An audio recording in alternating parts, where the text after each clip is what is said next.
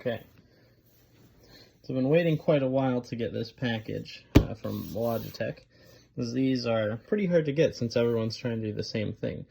But let's go ahead and open it since I've got it here. So this is, if you didn't realize by the title, a new Yoke.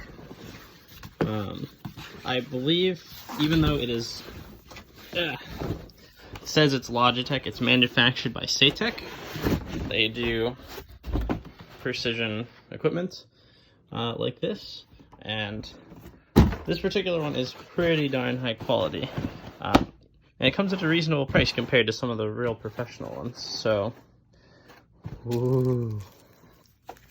Flight Yoke system, yeah. It also comes with the throttle quadrant, so I think we'll take a look at that first, if I can. Okay, set that over there. Exciting. Oh wait, where is it? Oh, it's under here, isn't it? Yeah, there we go. Okay, let's look at that. So you get 3 different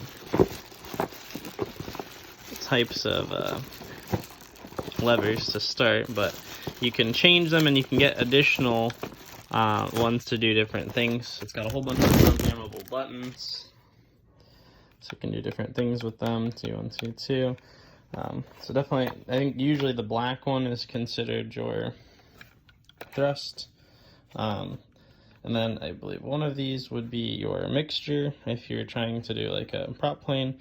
And then you have another one that I believe can be used for gear or other different things. But look at that. It's got granular control, so it actually gives you resistance and locks into like the off position. So yeah. Alright, takeoff thrust set. You sit there and you hold it as you're flying with the other hand, and then you reduce back once you're at cruise and that kind of stuff. So neat.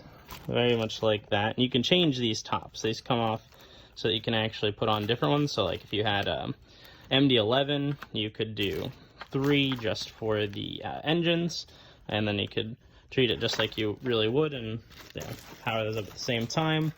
Or you can just leave it as it is and use 1 for engines, 1 for gear, 1 for mixture, anything, any kind of combination of stuff that you want. And there's going to be a whole bunch of stuff. Like I think this is mounting. More mounting stuff, and then yeah, all mounting hardware required. Also in the box, this just mounts to your desk, so it doesn't slide around a whole bunch. I believe this plugs in with a proprietary connector directly into the Yoke.